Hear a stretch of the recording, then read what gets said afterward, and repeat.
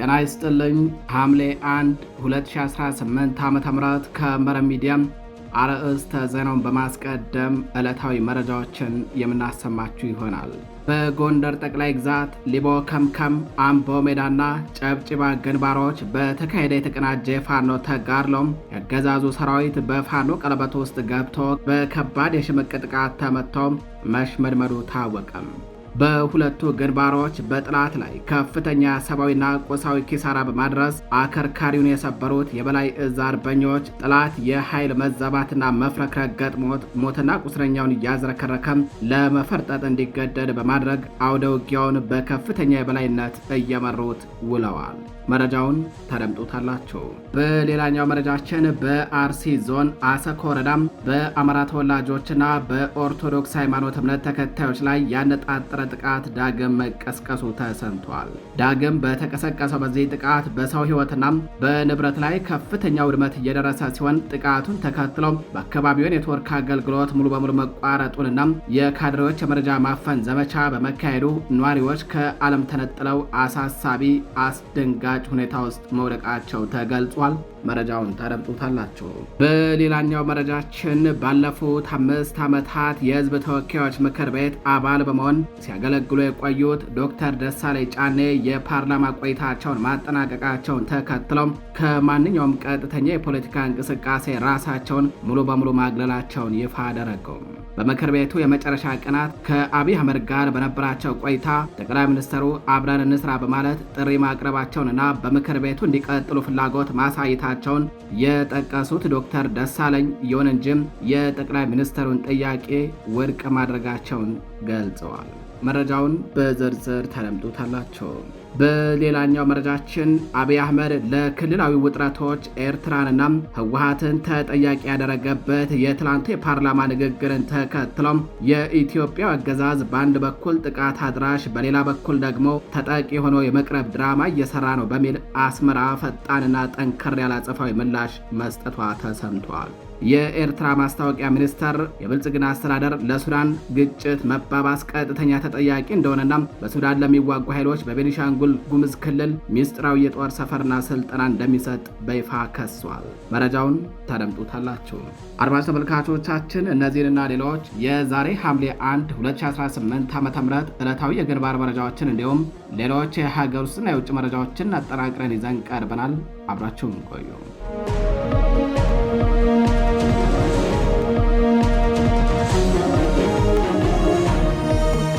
በቅድሚያ በሊቦ ከምከም፣ አምቦ ሜዳና ጨጨባ ግንባሮች በተካሄደ የተቀናጀ የፋኖ ተጋድሎም የአገዛዙ ሰራዊት በፋኖ ቀለበት ውስጥ ገብቶ ከባድ የሽምቅ ጥቃት ተፈጽሞበት መሽመድመዱ ታወቀ።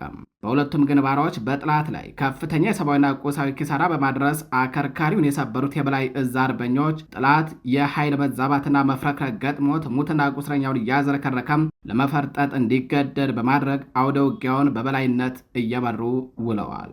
በአማራ ፋኖ ብሔራዊ ንቅናቄ ጎንደር ጠቅላይ ግዛት በላይ ዘለቀ ዕዝ የዳግማዊ ቴዎድሮስ ኮር አርበኞች በሊቦ ከምከም ግንባር በብልጽግና ሰራዊት ላይ ስልታዊ ጥቃት በመክፈት ከባድ ሰብአዊና ቁሳዊ ኪሳራ ደርሰውበት ድል ተቀዳጅተዋል። ዛሬ ሐምሌ 1 2018 ዓ.ም ማለዳ መነሻውን ከሊቦ ከምከም አዲስ ዘመን ከተማ አድርጎ ወደ እብናት ከተማ በመንቀሳቀስ ላይ የነበረው ያገዛዙ ሰራዊት አምቦ ሜዳ ላይ በፋኖ ቀለበት ውስጥ ገብቶ ሊመከት የማይችል ከባድ ስልታዊ የሽምቅ ጥቃት ተከፍቶበታል። በአማራ ፋኖ ብሔራዊ ንቅናቄ በላይ ዘለቀ ዕዝ ዳግማዊ ቴዎድሮስ ኮር ስር ከአጼ ኢያሱ ክፍለ ጦር፣ ከታድሎ ብርሃን ክፍለ ጦር፣ ከአባ ማዕበል ክፍለ ጦርና ከጥቁር አንበሳ ክፍለ ጦር የተወጣጡ አርበኞች በጋራ በመሆን በወሰዱት የተቀናጀ እርምጃም የጥላት ኃይል አከርካሪው መሰበሩ ታውቋል። በዚህ ግንባር በፋኖ ቀለበት ውስጥ ገብቶ ከባድ የጥቃት ዶፍ እየዘነበበት ለነበረው ኃይል እገዛ ለማድረግ ተጨማሪ ከገባው የጥላት ጦር ጋር ውጊያው ተፋፉሞ ቀጥሎ የፋኖ ልዩ የማጥቃት ብቃትና ፍጥነት ተመስክሮ ውሏል። በአምቦ ሜዳ የተጀመረው አውደ ውጊያ አድማሱን አስፍቶ ከአምቦ ሜዳ ወደ ሻሞና ወደ ሌሎች አካባቢዎች ተንሰራፍቶ ጥላት መውጫ ማምለጫ በሮች ተቆልፈውበት በፋኖ አፈሙዝ አለንጋ ሲገረፍ ውሏል። በተያያዘ ዜና በበላይ እዝ የሜጀር ጀነራል ውባንታ ባተ ኮር ሰራዊት አለምበር ከተማ ዙሪያም ከባድ ውጊያ ማድረጉንና በርካታ የጥላት ኃይል መደምሰሱን ተከትሎም እገዛ ለማድረግ ከአዲስ ዘመን በጨብጪባ በኩል በተንቀሳቀሱ የብልጽግና መከላከያ ሰራዊት ላይ በዳግማዊ ቴዎድሮስ ኮር ስር ከጎንደር የበጋሻው ክፍለ ጦርና ከአጼ ኢያሱ ክፍለ ጦር የተወጣጡ አሃዶች በጋራ በመሆን በጨብጪባ ላይ በወሰዱት መብረቃዊ እርምጃ የጠላት ጦር ከነሰው ኃይሉና ከነ ወታደራዊ ቁሳቁሱ ዳሽቆ እንዲቀር አድርገውታል። በዚህ ግንባር ከፋኖ አፈሙዝ የተረፈው የጠላት ጦር ሙትና ቁስለኛውን እያዝረከረከ ወደ አዲስ ዘመን ከተማ ለመፈርጠጥ ተገዷል። በጠላት ላይ ከፍተኛ የሆነ ሰብአዊና ቁሳዊ ኪሳራ በማድረስ የእቅድና የሰው ኃይል መዛባት እንዲደርስበት ተደርጓል።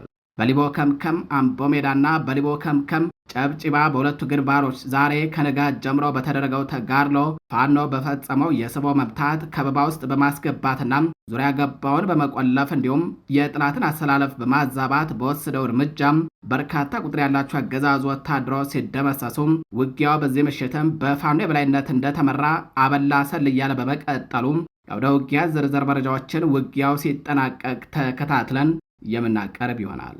የተከበራችሁ አድማጭ ተመልካቾቻችን መረጃዎቻችን እንደቀጠሉ ናቸው። በተጉለት አውራጃ ደረፎ ክላስተር የገዢው ብልጽግና ወታደሮች በንጹሃን ላይ ዘረፋ መፈጸማቸው ታወቀም። ከደብረ ብርሃን ተነስቶ ወደ አንኮበር ቀጠና ደረፎ ቀበሌ ያመራውና ራሱን ጥምር ጦር ብሎ የሚጠራው የመከላከያና አድማ ብተና ሰራዊት የፋኖ ኃይል በአካባቢው አለመኖሩን ሲያረጋግጥ በንጹሃን ላይ ዘረፋ መፈጸሙ ታውቋል። ሰራዊቱ ሰኔ 29 2018 ዓ.ም በየቀበሌው በመግባት አርሶ አደሮች ለክረም ዝግጅት ያከማቹትን 10 ኩንታል የአፈር ማዳበሪያን እንዲሁም አቶ ኪዳኔ ከተባለ አርሶ አደር ቤት በመግባት 3 ጭነት ባቄላ ዘርፈው መውሰዱ ታውቋል። በዚህ የዘረፋ ተግባር ላይ ለሆዳቸው ያደሩ የአካባቢው ሚኒሻዎችም የተሳተፉበት መሆናቸው ተረጋግጧል። ድርጊቱ እንደተሰማ በምዕራብ ፋኖ ብሔራዊ ንቅናቄ ሸዋ ጠቅላይ ግዛት አሳምነው እዝ መሐመድ ቢሆነ ኮር እቴጌ ጣይቱ ክፍለ ጦር አርበኞች በፍጥነት ወደ ስፍራው ቢያመሩም የገዢው አካል ጦር የዘረፈውን ንብረት ጭኖ ወደ ደብረ ብርሃን መፈርጠጡን የታወቀው። ይህ በእንዲህ እንዳለ አገዛዙ በንጹሃን ላይ የሚፈጽመውን ግድያና ዘረፋ ያማረራቸው የራሱ የአገዛዙ ወታደሮች ከነሙሉ ትጥቃቸው ወደ ፋኖ ተቀላቅለዋል። በዚህም ሁለት የአድማ ብተና አባላት የምዕራብ ፋኖ ብሔራዊ ንቅናቄ ሸዋ ጠቅላይ ግዛት አሳምነው እዝ አጼ አምደ ጽዮን ኮር ራምቦ ክፍለ ጦርን ከነሙሉ ትጥቃቸው ዛሬ ሐምሌ 1 2018 ዓ.ም ተቀላቅለዋል። ወደ ሌላኛው መረጃችን እናልፋለን። በአርሲ ዞን አሰኮ ወረዳ ዳግም ግጭት መቀስቀሱ ተሰምቷል። በዚህም በሰውና በንብረት ላይ ጉዳት እየደረሰ መሆኑ የተገለጸ ሲሆን መረጃ እንዳይወጣ በአካባቢው የኔትወርክ አገልግሎት ሙሉ በሙሉ መቋረጡን የተነገረው። በአርሲ ዞን አሰኮ ወረዳ ከትናንት ጀምሮ ዳግም በተቀሰቀሰው ጥቃት በሰው ሕይወትና በንብረት ላይ ከፍተኛ ጉዳት እየደረሰ መሆኑ ተሰምቷል። በአካባቢ የተገኙ መረጃዎች እንደሚያመላክቱት ጥቃቱ ከተቀሰቀሰበት ካለፉት ጥቂት ቀናት ጀምሮም በአካባቢው የነበረው አንጻራዊ ሰላም መናጋቱ ታውቋል። በጥቃቱ ሳቢያ የሰዎች ሕይወት መጥፋቱንና በንብረት ላይ ከባድ ውድመት እየደረሰ መሆኑ የተረጋገጠ ቢሆንም በቁጥር የተደገፈ መረጃ ለማግኘት አዳጋች ሆኗል። ለዚህም ዋነኛ ምክንያት ከትናንት ምሽት ጀምሮ በአካባቢው ያለው የኔትወርክና የኮሚኒኬሽን አገልግሎት ሙሉ በሙሉ እንዲቋረጥ መደረጉ እንደሆነ ተገልጿል። የኔትወርክ መቋረጥ ነዋሪዎች ያሉበት አስቸጋሪ ሁኔታ ለቀሪው ማህበረሰብና ለሚዲያ ተቋማት እንዳያሳውቁ ትልቅ እንቅፋት ፈጥረዋል። ከዚህ በተጨማሪ የወረዳው ካድሬዎችና አመራሮች በየቀበሌው እየዞሩ የነዋሪዎች የግል ስልኮችን በመንጠቅና የተለያዩ ማስፈራሪያዎችን በመጠቀም በአካባቢው የተፈጸመ ያለውን ጥቃትና ወቅታዊ መረጃ ወደ ውጭ እንዳይወጣም ለማድረግ ከፍተኛ ጥረት እያደረጉ መሆኑ ተሰምተዋል። በአሁኑ ወቅት በአሰኮ ወረዳ ያለው የጸጥታ ሁኔታ አሳሳቢ መሆኑ የተገለጸ ሲሆን በአካባቢው የተፈጠረውን የደህንነት ስጋት ለመግታትና የመረጃ ነጻነት ለማስከበር የሚመለከታቸው አካላት አስቸኳይ ጣልቃ እንዲገቡ ማህበረሰቡ ጥሪ ቢያደርግም ነገር ግን እስካሁን የተሰጠው ምላሽ የለም። መረጃው የመሰረት ሚዲያ ነው። የተከበራችሁ አድማጭ ተመልካቾቻችን ወደ ሌላኛው መረጃችን እናልፋለን። ዶክተር ደሳለኝ ጫኔ የፓርላማ ቆይታቸውን ማጠናቀቃቸውን ተከትለው ባስተላለፉት መልእክት ከፖለቲካው ዓለም ለመውጣት መወሰናቸውን ይፋ አደረጉም። ባለፉት 5 ዓመታት በሕዝብ ተወካዮች ምክር ቤት የሕዝብ ድምፅ በመሆን ሲያገለግሉ የቆዩት ዶክተር ደሳለኝ ጫኔ የፓርላማ አባልነታቸው መጠናቀቁን ተከትለው ከማንኛውም ቀጥተኛ የፖለቲካ እንቅስቃሴ ራሳቸውን ማግለላቸውን አስታውቀዋል። የባህር ዳር ከተማ መራጮችን ወክለው በምክር ቤቱ የቆዩት ዶክተር ደሳለኝ የህዝብ አገልጋይነት ጉዟቸውን በኩራት ማጠናቀቃቸውን ገልጸዋል። ዶክተር ደሳለኝ ጫኔ ባለፉት 5 ዓመታት ማለትም ከ2014 ዓ.ም ጀምሮም እስከ 2018 ዓ.ም በምክር ቤቱ ያሳለፉትን ቆይታም በይፋ ማጠናቀቃቸውን ተከትለው ባስተላለፉት መልእክት የህዝብን አደራ በመወጣታቸው የተሰማቸውን ክብር ገልጸዋል። ከፖለቲካ ህይወታቸው በፊት በነበረው የ10 ዓመታት የማህበረሰብ አገልግሎት በተለይም በጣና ሐይቅ እምቦጭ አረም ዙሪያም በአክቲቪስትነት ሲያከናውኑት የነበረው እንቅስቃሴ በማስታወስ የህዝብ ድምፅ መሆን መቻላቸውን ስለመጥቀሳቸው መረብ ሚዲያ ዶክተሩ በማህበራዊ ትስስር ገጻቸው ካስተላለፉት መልእክት ተመልክተዋል። በዚህ ወቅት ለገጠማቸው ፈተናና ጫና ሁሉ ለፈጣሪ ምስጋና ያቀረቡት ዶክተር ደሳለኝ በተለይም ከ2 ዓመት ተኩል በፊት በነበረው ስርዓት ጊዜ ከጎናቸው የቆሙት ወገኖቻቸውንና የባህር ዳር መራጮችን አመስግነዋል። በምክር ቤቱ የመጨረሻ ቀናት ከጠቅላይ ሚኒስትር አብይ አህመድ ጋር በነበራቸው ቆይታም ጠቅላይ ሚኒስትሩ አብረን እንስራ በማለት ጥሪ ማቅረባቸውንና በምክር ቤቱ እንዲቀጥሉ ፍላጎት ማሳየታቸውን ጠቅሰዋል። ይሁን እንጂ ዶክተር ደሳለኝ በአሁኑ ወቅት ውሳኔያቸው የተለየ መሆኑን አስታውቀዋል። ከዚህ የፓርላማ ተሳትፎ በኋላም ራሳቸውን ከማንኛውም ቀጥተኛ የፖለቲካ እንቅስቃሴ በአባልነትም ሆነም በደጋፊነት ማግለላቸውን ይፋ ማድረጋቸውን መረብ ሚዲያም በማህበራዊ ትስስር ገጻቸው ካሰፈሩ ጽሑፍ ለመመልከት ችሏል። ዶክተር ደሳለኝ ወደፊት በሙያቸው ሀገራቸው ለማገልገል በግሉ ሴክተር ላይ ለመሰማራትና ለቤተሰቦቻቸው ጊዜ ለመስጠት መወሰናቸውን ገልጸዋል። ምንም እንኳን ከፓርቲ ፖለቲካ ቢወጡም የአማራን ሕዝብ አንድነት የሚያጠናክሩ ብሔራዊ እርቅን የሚደግፉና የዜጎችን ኑሮ የሚያሻሽሉ ሀገራዊ ጉዳዮች ላይ በሙያቸው አስተዋጽኦ ለማድረግ መዘጋጀታቸውን አረጋግጠዋል። ዶክተር ደሳለኝ መልእክታቸውን ሲያጠቃልሉ መጪው 2019 ዓ.ም ለኢትዮጵያ ሰላም፣ የፍቅርና የተስፋ ዘመን እንዲሆን መልካም ምኞታቸውን ገልጸዋል። አድማጭ ተመልካቾቻችን ወደ ሌላኛው መረጃችን እናልፋለን። ኤርትራ ምላሽ ሰጠች። በማስታወቂያ ሚኒስቴሯ በኩል ለአብይ አህመድ ቀጥተኛ ምላሽ መስጠቷ ታውቋል። አብይ አህመድ ትናንት ሰኔ 30 2018 ዓ.ም በፓርላማ ቀርቦ ለሰጠው ማብራሪያና በተለይ ከኤርትራ ከህወሓትና ከሱዳን ወቅታዊ ሁኔታ ጋር በተያያዘ ላነሳቸው ነጥቦች በማስታወቂያ ሚኒስቴሯ በኩል ኤርትራ ፈጣንና ጠንከር ያለ ምላሽ ሰጥታለች። አብይ አህመድ በፓርላማ ንግግሩ በትግራይ ክልል የሚንቀሳቀሱ ኃይሎች ወጣቶችን በጉልበት እያፈሱ ለሱዳን ጦርነት እየሸጡ መሆኑን ገልጿል። የትግራይ ወጣቶች በማያውቁት ጉዳይ በሱዳን ጦርነት ውስጥ ሕይወታቸውን እያጡ ነው ያሉ አብይ አህመድ ይህ ድርጊት የህዝቡን መከራ የሚያባብስ ነው ሲሉ ወቅሰዋል። በተቃራኒው የኤርትራ ማስታወቂያ ሚኒስቴር ባወጣው መግለጫም ለሱዳን ግጭት መባባስ ተጠያቂው የብልጽግናው መንግስት ራሱ ነው ሲል ከሷል። የብልጽግናው መንግስት ለሱዳኑ ፈጥኖ ደራሽ ኃይሎች በቤኒሻንጉል ጉምዝ ክልል ውስጥ ሚስጥራዊ የጦር ሰፈርና ማሰልጠኛ በመስጠት በቀጥታ በጦርነት ውስጥ ተሳትፎ እያደረጉ መሆኑንና ለዚህም ግልጽ ማስረጃዎች አሉ ሲል አጸፋዊ ክስ ሰንዝሯል። አብይ አህመድ በንግግሩ የኢትዮጵያ ሉዓላዊነትን አደጋ ላይ የሚጥል ማንኛውንም አይነት ትንኮሳ ለመመከት ዝግጁ ነኝ ብሏል። የኤርትራ መንግስት በበኩሉም የብልጽግና መንግስት የዓለም አቀፍ ህግጋትንና የቀጠናውን ሀገራት ሉዓላዊነት እየጣሰ ያለ ሲሆን የባህር በር ባለቤትነት በሚል በሚያሳየው የግዛት ማስፋፋት ፍላጎት ነው ሲል ከሶታል። የአብይ አህመድ አገዛዝ በአንድ በኩል ጥቃት አድራሽ፣ በሌላ በኩል ደግሞ ተጠቂ ሆኖ የመቅረብ ድራማ እየሰራ ነው ሲልም የኤርትራ ማስታወቂያ ሚኒስትር አቶ የማነ ገብረአብ ወቅሰዋል። በአጠቃላይ አብይ አህመድ ለሀገር ውስጥ ፖለቲካዊ አለመረጋጋትና ለክልላዊ ውጥረቶች ኤርትራንና ህወሓትን ተጠያቂ ሲያደርግ፣ የኤርትራ መንግስት ደግሞ በተቃራኒው የኢትዮጵያ አገዛዝ የሚከተለው ያልተረጋጋና ግጭት ቀስቃሽ ፖሊሲ ለቀጠናው ሰላም መታወክ ዋና መንስኤ ነው ሲል ጠንከር ያለ ትችት ሰንዝረዋል። ወደ ሌላኛው የጎረቤት ሀገር መረጃችን እናልፋለን። በሱዳን ጦርነት ላለፉት 6 ወራት ከ300 በላይ ህጻናት መገደላቸውን ወይንም መቁሰላቸውን ዩኒሴፍ አስታወቀም። በሱዳን እየተካሄደ ባለው ጦርነት ባለፉት 6 ወራት ውስጥ ብቻም ከ300 በላይ ህጻናት መገደላቸውን ወይንም መቁሰላቸውን የተባበሩት መንግስታት ድርጅት የህፃናት መርጃ ድርጅት ዩኒሴፍ ሰኞ ዕለት አስታወቀም። ድርጅቱ ለአደጋው ዋነኛ ምክንያት በሰው አልባ አውሮፕላኖች የሚሰነዘሩ ጥቃቶች መሆናቸውን ገልጿል።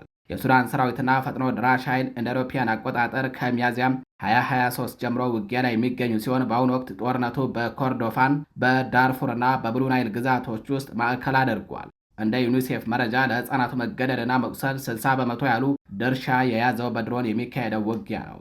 የተባበሩት መንግስታት ድርጅት፣ አሜሪካ፣ ዩናይትድ ኪንግደምና ሌሎች ወገኖች ፈጥኖ ድራሽ ኃይልና የመንግስት ጦር በሰሜን ኮርዶፋን የምትገኘውን ስትራቴጂካዊቷ አልኡበይድ ከተማ ለመቆጣጠር በሚያደርጉት ውጊያ ሳቢያም ሊፈጸሙ ስለሚችሉ አሰቃቂ ድርጊቶች ስጋቱን ገልጿል። በተባበሩት መንግስታት ድርጅት የሚደገፈው የሰብአዊ መብቶች ምክር ቤት ሰኞ ዕለት በጀኔቫ በ5 የአውሮፓ ሀገራት የቀረበውንና በፈጥኖ ድራሽ ኃይሉ እንዲሁም በአጋሮቹ በአልኡበይድ ከተማና በአካባቢው እየተሰነዘረ ያለውንና እየተባባሰ የመጣውን ጥቃት የሚያወግዝ እርምጃ አጽድቋል። ያለምንም ድምፅ አሰጣጥ የጸደቀው ይህ እርምጃ በሱዳን የሚሰደዱ ስደተኞችን ለሚያስተናግዱ ሀገራት ከፍተኛ ድጋፍ እንዲደረግ የሚያበረታታ ሲሆን በጦርነቱ ውስጥ የሚደረጉ ማንኛቸውም አይነት የውጭ ጣልቃ ገብነቶችን ያወግዛል። ይህ ግጭት እስካሁን ቢያንስ 59,000 ሰዎችን ለህልፈት የዳረገም፣ ወደ 13 ሚሊዮን የሚጠጉ ነዋሪዎችን ያፈናቀልና በርካታ የሱዳን ክፍሎችን ወደ ረሃብ ቀውስ የገፋ ነው። በአሁኑ ወቅት ከ30 ሚሊዮን በላይ የሚሆኑ ሰዎች ሰብአዊ እርዳታ ጠባቂ ሆነዋል ተብሏል። የድሮን ጥቃቶችና ከባድ መሳሪያዎች ተኩስ ትምህርት ቤቶችን፣ ገበያዎችንና የነዳጅና የውሃ ማከፋፈያ ጣቢያዎችን ጨምሮም የሲቪል መሠረተ ልማቶችን ኢላማ ያደረጉ በመሆናቸው ከ500 ሺህ በላይ ሰዎችን ለአደጋ አጋልጠዋል። በአንዳንድ አካባቢዎች የሚገኙ ሲቪሎች ለ1 ዓመት ከሚበልጥ ጊዜ በላይ ከበባ በሚመስል ሁኔታ ውስጥ ለመኖር ተገደዋል። በሱዳን ዩኒሴፍ ተወካይ ሼልደን የት የሕፃናት ማብቂያ በሌለው የጥቃት የመፈናቀልና የችግር አዙሪት ውስጥ ይገኛሉ ብለዋል። የተባበሩት መንግስታት ድርጅት በጦርነቱ ላይ የተሳተፉ ወገኖች ሲቪሎችንና ሲቪል መሠረተ ልማቶችን እንዲጠብቁ፣ ደህንነቱ የተጠበቀ ፈጣንና ያልተገደበ ሰብአዊ ተደራሽነት እንዲያመቻቹ እንዲሁም ሕፃናትን ከጉዳት ለመጠበቅ የተቻለውን ሁሉ እርምጃ እንዲወስዱ ጥሪ አቅርበዋል። በሌላኛው የጎረቤት ሀገር መረጃችን በደቡብ ሱዳን አንድ የመንግስት ኮሚሽነር መገደሉን ተከትሎ ግጭት ተቀሰቀሰ። በነዳጅ የበለጸገችው የደቡብ ሱዳን ጆንግሌ ግዛት ውስጥ በሚገኝና በተቃዋሚዎች ይዞታነት በሚታወቅ አካባቢ በመንግስት የተሾሙ የካውንቲንግ ኮሚሽነር በተቃዋሚ ኃይሎች መገደላቸውን የአገሪቱ መንግስታት ሰኞ ዕለት መግለጡን ተከትሎ በአካባቢ ያሉ ኃይል ግጭት በአዲስ መልክ አገርሽቷል። ባለፉት ጥቂት ቀናት ውስጥ በጆንግሌ ግዛት የተካሄደ ውጊያ እየተጠናከረ የመጣ ሲሆን እስካሁን በውል ያልታወቁ በርካታ ሰዎች ለህልፈትና ለጉዳት መዳረጋቸው ተነግረዋል። ስትራቴጂካዊ በሆነችው አኮቦ ካውንቲ ውስጥ በመንግስትና በተቃዋሚዎች በኩል የተለያዩ የካውንቲ ኮሚሽነሮች ተሹመው እርስ በርስ የፎካከሩ መታየታቸው ይታወሳል። በሁለቱም ወገኖች ያሉ ባለስልጣናት እንደገለጹት በመንግስት የተሾሙት ኮሚሽነር ጄምስ ኩዌት ሟኳች የተገደሉት ባለፈው ዕለት ተዋጊዎች በአኮምቦ ምዕራብ አካባቢ በምትገኘው ጋልዋክ ላይ ጥቃት በሰነዘሩበት ዕለት ነው። ኮሚሽነር ሟካች በዚህ ዓመት መጀመሪያ ላይ በተቃዋሚ ጊዜያዊ አመራር ከስራቸው ከተነሱ በኋላም ባለፈው ሚያዝያ ወር ላይ ወደ ፕሬዝዳንት ሳልቫኪር ገዢ ፓርቲ መኮብለላቸው ተገልጿል። ይህንን ተከትሎ የሳልቫኪር መንግስት የአኮቦ ካውንቲንግ የኃላፊነት ቦታ ለሪክ ማቻር ተቃዋሚ ፓርቲ የሚሰጠውን የ2010 ዓ.ም የሰላም ስምምነት ድንጋጌን ወደ ጎን በመተው እርሳቸውን በኮሚሽነርነት ሹሞ ነበረ። በአሁኑ ወቅት ሪክ ማቻር በእስር ላይ የሚገኙ ሲሆን አገር የመክዳት ክስ ቀርቦባቸዋል። ገዢው ፓርቲ ባወጣው መግለጫ የኮሚሽነሩን አሰቃቂ ግድያ አጥብቆ የሚያወግዝ መሆኑን የገለጸ ሲሆን በጉዳዩ ላይ ለመወያየት አስቸኳይ ስብሰባ እንደሚጠራ አስታውቋል። በተቃዋሚዎች የተሾሙት ገዢ ጆን ዊዩ አሉል በበኩላቸው እንደተናገሩት በውጊያው ከተገደሉት መካከል ከፍተኛ ወታደራዊ መኮንኖች እንደሚገኙበትም አክለዋል። የደቡብ ሱዳን የሰላም ሂደት ለመከታተል የተቋቋመው የተደራጀው ክትትልና ግምገማ ኮሚሽን በበኩሉ ባወጣው መግለጫ አሁን ያገረሸው ኃይል ግጭት የእርስ በርስ ጦርነትን ያቆመውን የ2018ቱን የሰላም ስምምነት አፈጻጸም የሚያናጋና በሲቪሎች ደህንነት ላይ አደጋ የሚደቅን ነው ሲል አስጠንቅቋል። በአኮቦ ካውንቲንግ ውስጥ ያለው ውጊያ መጀመሪያ የተቀሰቀሰው ባለፈው መጋቢት ወር ላይ ተቃዋሚ ኃይሎች በአንድ የመንግስት ጦር ሰፈር ላይ ጥቃት በሰነዘሩበት ወቅት ነበረ። የተባበሩት መንግስታት ድርጅት ባለፈው ሰኔ ወር ላይ ሲቪሎችን ለመጠበቅ እንዲረዳ አቋቁሞት የነበረው የጦር ሰፈር የሰላም አስከባሪ ኃይሉን ማንሳቱን ይታወሳል። አድማጭ ተመልካቾቻችን ለዛሬ ሐምሌ 1 2018 ዓ.ም ይዘናቸው የነበሩት ዕለታዊ መረጃዎቻችን እነዚህን ይመስሉ ነበረም። ከቀሪ ጣቢያችን ዝግጅቶች ጋር ቸር ቆዩ።